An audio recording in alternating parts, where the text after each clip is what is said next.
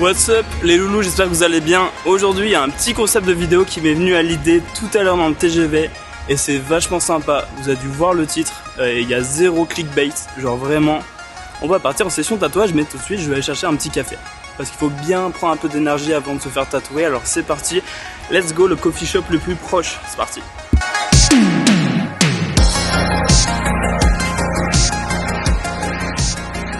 Ah oui, attendez, j'ai fait une nouvelle intro aussi pour l'occasion, c'est parti.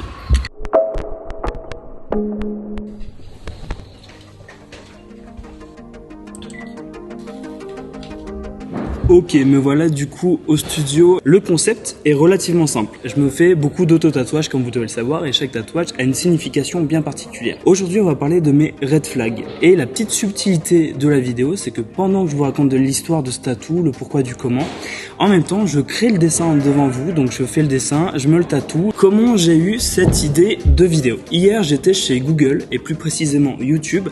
J'ai le petit badge qui est là et en fait, il y avait une conférence qui s'appelle « Elles font YouTube », du rôle des femmes sur la plateforme, comment elles avancent, et c'était super intéressant, il y avait plein de témoignages.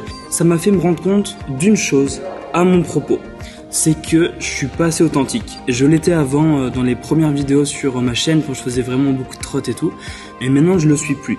Donc en gros ça consiste, il y a beaucoup de youtubeuses beauté qui font ça, elles font leur make-up, en même temps elles font un petit storytelling, elles parlent de leur vie ou alors de certains sujets, et moi je me suis dit, bah moi je me maquille pas, mais je fais du tatouage. J'ai le stylet à la main et je vais commencer à faire mon dessin et en même temps on va papoter de ma petite histoire.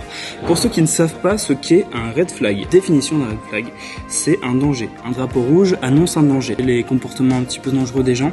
Moi j'ai des red flags à propos de moi-même comme tout humain sur Terre. On a tous des défauts, on a tous plein de trucs qui nous empêchent d'avancer, qui sont dangereux pour nous, pour notre développement, pour autre chose.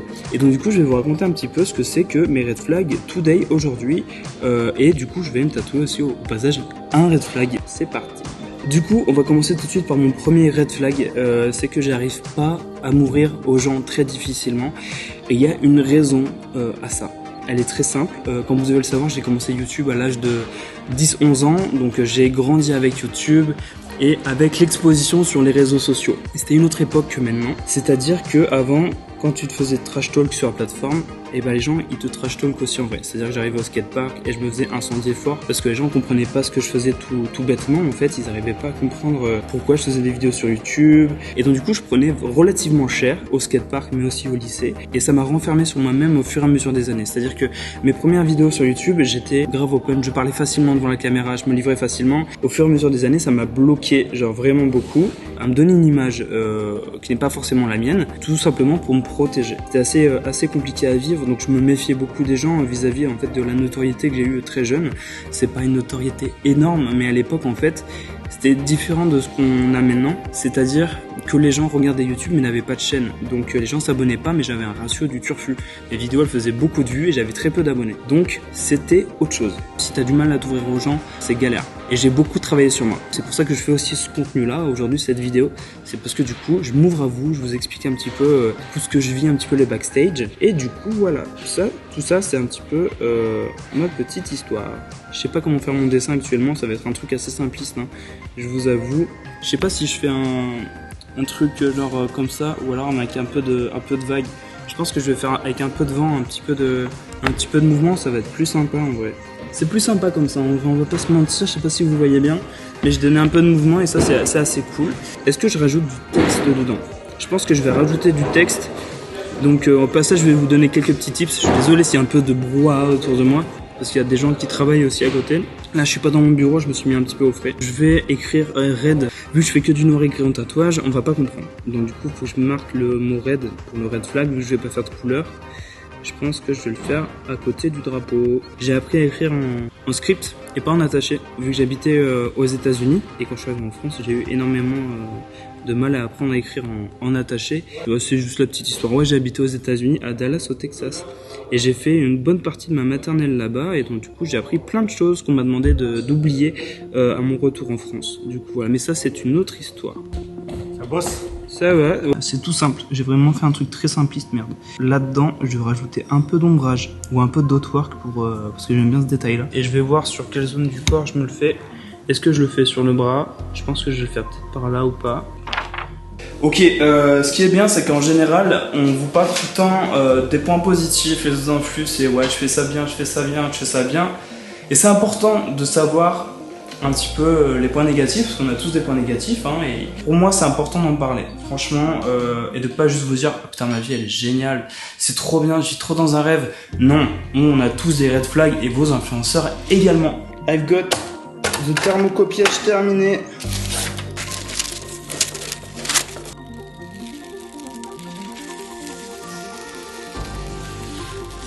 Je pense que je vais plus faire celui-là. Bon, c'est bon, je l'ai, il est tout mignon comme ça. Il va aller sur mon bras. Donc, première chose que je vais faire, c'est que je vais poser mon stencil. J'ai tout cellophané, comme ça je gagne du temps. Et on passe directement au sujet de mon deuxième red flag. Avant ça, bien important de toujours raser les walps. Donc tu rases la petite zone en question. Hop, comme ça, tout. Et là, t'as plus de problème pour poser ton stencil, c'est magique. Red flag, c'est que je suis un gros flemmard, genre vraiment violent. Et on dirait pas comme ça parce que je fais plein de choses tout le temps, je bouge à droite, à gauche, je suis tout le temps dans le TGV, je fais tout le temps des projets, je filme tout le temps des vidéos, je fais tout le temps des photos. Je suis atteint de la flemme, c'est en moi depuis tout petit. Et du coup, quand je vous dis que je me fais violent sur certaines choses et que je combats un petit peu mes red flags, et ben c'est vrai, c'est que je suis un gros flemmard et que je me mets une discipline. Une autodiscipline. Parce que la discipline, si tu t'en mets pas, t'évolues pas. Enfin, t'as du mal à évoluer et tu traînes en fait des défauts sur ta vie en entier. Et donc du coup, la discipline, c'est essentiel. Donc je me ressaisis souvent, je me lève, je me sors les doigts du cul, genre sur plein de choses.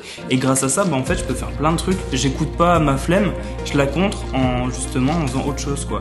Et c'est super important. Franchement, pour ceux qui ont le même problème que moi, qui sont atteints de flemme aiguë, et ben faites-vous violence, franchement, c'est vraiment le pire truc. Pour moi, c'est le pire défaut, c'est ça, c'est la flemme de ouf. Genre, tu peux vraiment niquer tous tes projets si t'as juste pas envie de te lever le matin, si tu t'en donnes pas les moyens. Et c'est super important de combattre ça au quotidien. Mais c'est important des fois de s'écouter. Et en fait, le problème, c'est que je me donne corps et âme pour mes projets, mais peut-être un peu trop. C'est-à-dire, je suis trop perfectionniste et ça aussi, c'est un de mes red flags. C'est le troisième point, c'est je fais trop. Tout le temps. Genre, j'arrive pas à doser, j'arrive pas à me dire ok Gab, là c'est pas nécessaire. Non, je vais toujours dans le too much. Les petits détails où je me prends trop la tête, qui sont pas forcément obligatoires, et ben je vais me casser la tête dessus plus que le projet initial. Souvent dans les vidéos, jusqu'à maintenant, en fait, je mettais l'accent sur la qualité de l'image, alors que le fond, en fait, c'était pas assez vivant. Et ça, c'est un gros red flag pour moi, genre violent. Je vais poser le stencil 2 petites secondes, donc je vais être concentré, histoire de me mettre bien droit. Hop. Nice. Mais ça, c'est vraiment un truc de ouf. Apprendre à s'écouter, c'est vraiment hyper important. Ah merde, je me suis mis du stencil sur la main. Je crois que j'ai trop mis de solution. Il va baver. Ouais, il a bavé. Bon. Mais ça va, ça posera pas trop de soucis. Je vais laisser sécher un petit peu. Je vais mettre le gant en attendant. Et en fait, connaître tes défauts, c'est essentiel pour avancer. Moi, j'ai la chance d'avoir des bons potes qui me disent les trucs. Ma copine aussi, pareil, elle me dit quand ça va pas. Des fois, c'est moi le problème. Et être conscient de ça, c'est super important.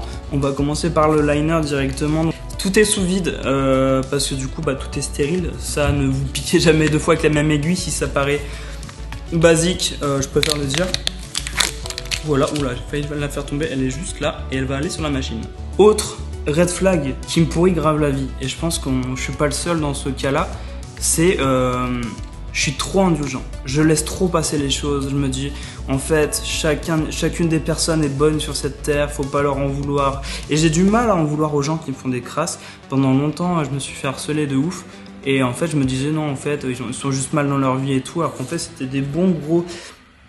Voilà, on va pas le dire sinon je vais être démonétisé. Ça, c'est important de savoir zapper les mauvaises personnes que tu as dans ta vie. C'est obligatoire, sinon t'évolues pas. Allez, ta race là, pourquoi tu veux pas t'allumer, gros bâtard? Un autre problème que j'ai avec moi-même, c'est que je suis bordélique. Comme beaucoup de gens sur cette terre. Mais quand je dis bordélique, c'est pas juste dans chez toi, dans ton appart, dans ton bureau, non, c'est au sens large. Genre, je suis bordélique dans ma façon de travailler, tu vois, c'est dans l'organisation. Ça, c'est vraiment, ça me joue des tours de ouf. Aïe, ça fait mal. Ça demande vraiment de l'effort sur toi-même de contrer ce bordel dans ton travail et tout, parce que sinon, après, t'es mal organisé. Genre, je m'organise jamais. C'est important quand même. Je me fais aussi beaucoup de films. C'est-à-dire que des fois, en fait, je comprends pas ce que les gens ils me disent, genre tout le temps.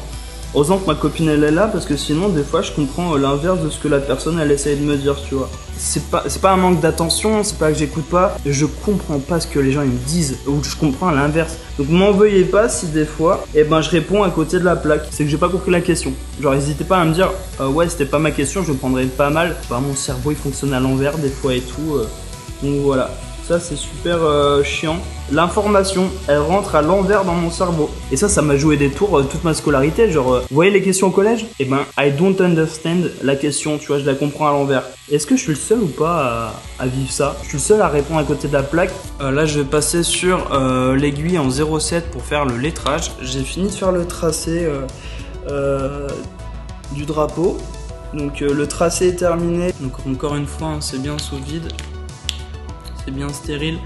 Mes mains sont propres, hein, ne vous inquiétez pas. Mais des mains propres font des fois plus le taf qu'un gant. C'est important à savoir. Il y a autre chose aussi. Je prends les choses trop à la légère. Des fois, je me dis ouais, c'est des trucs, c'est chaud. Et je me dis en fait, non, bah les couilles quoi. Après, plus tard, tu te rends compte, tu dis ah ouais, j'aurais peut-être pas fait ça comme ça. Peut-être à propos d'un tatouage ou d'autres trucs. Je déconne. Je prends les trucs d'une légèreté déconcertante. Genre, no stress quoi. Si des fois ça m'arrive de stresser, mais pas souvent, tu vois. C'est vraiment, en général, je stresse pour des trucs cons. J'arrive pas à jauger en fait ce qui est important ou pas. C'est encore un manque d'équilibre dans mon petit cerveau. Un autre de mes problèmes, c'est que je suis souvent dans la lune complète. C'est-à-dire que mon cerveau il se déconnecte et il cesse de fonctionner, mais genre relativement souvent. Et en fait, des fois, dans des moments importants, genre je suis à l'ouest, on me pose la question, je reviens à moi et je fais ah ouais, ah tu disais ça et genre j'arrive à improviser de ouf. Souvent j'écoute pas les questions ou je les comprends pas et des fois je les écoute pas, hein. Des fois je les écoute pas. Et j'arrive à partir en impro total et ça passe. Mais l'impro digne d'un rappeur quoi, genre vraiment. C'est compliqué de te tatouer quand t'es pas concentré et que tu parles devant une caméra, c'est pas évident. Mais c'est bon, j'ai écrit à l'endroit, j'ai pas écrit à l'envers, donc ça c'est un point positif.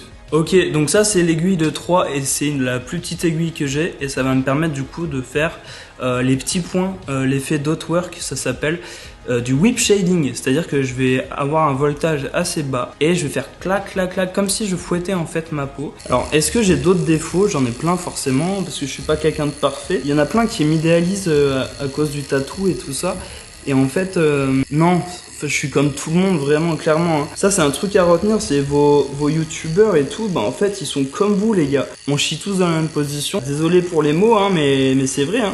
On est tous des humains et en fait, non, faut pas idéaliser les youtubeurs, même les grands. Hein. C'est qu'on a tous des défauts, on a tous un passé, on a tous une personnalité différente, on n'est pas des surhommes. Je veux me lâcher, je veux plus me mettre d'image, je veux plus me mettre de barrière comme je disais au début de la vidéo. Je veux être moi quoi, genre vraiment je veux que vous me voyez comme je suis vraiment. Et en fait c'est 10 fois plus plaisant pour moi derrière la caméra aussi, donc ça c'est important de vous le dire. Parler à cœur ouvert comme aujourd'hui dans la vidéo d'aujourd'hui, pour moi c'est super important. Et comme je vous disais tout à l'heure, c'est que en fait je me focusais beaucoup sur la qualité de la vidéo, de l'image et moins sur l'authenticité. Et en fait les réseaux sociaux c'est ça en fait, on n'est pas à la télé. C'est bien d'avoir une prod qui déboîte, mais c'est super important aussi en fait d'avoir ce partage avec vous, ce naturel en fait. C'est ça qui est beau dans les réseaux. Je travaille sur moi comme vous tous les jours. Je fais des efforts, j'essaie d'être une meilleure personne, j'essaie d'être plus heureux dans ma vie. On a tous des hauts et des bas, comme je vous l'ai dit, on n'est pas tous parfaits, hein, où c'est compliqué de sortir de... En fait, je suis concentré sur mon tatouage, je sais même pas ce que je dis, genre vraiment. C'est bête à dire, mais je suis un homme et je peux pas faire deux choses à la fois. C'est cliché ce que je viens de dire. C'est vraiment cliché. Il y a des hommes qui savent bien faire deux trucs à la fois. J'ai un pote, il sait boire une bière et regarder la télé. Soyez vous-même, jouez pas un rôle. Moi, c'est bon, ça m'a gavé cette histoire d'avoir une image parfaite sur les réseaux sociaux. C'est moi en fait, je me bloquais moi-même. Et en fait, je me rends compte que je pourrais être plus heureux en partageant un contenu qui me ressemble de ouf. Dans la forme, pas forcément dans l'image. Du coup, voilà, on arrive à la fin du tatou. On est à la fin du tatou. Bon, on a bien papoté, je nettoie tout ça et je vous montre à quoi ça ressemble. Mais en gros, je suis assez satisfait de l'ombrage. Le tracé, ça va, c'est pas perfect à mon goût parce que j'arrivais pas à me concentrer sur deux choses en même temps. Mais bon, ça va, il est cool quand même dans l'ensemble.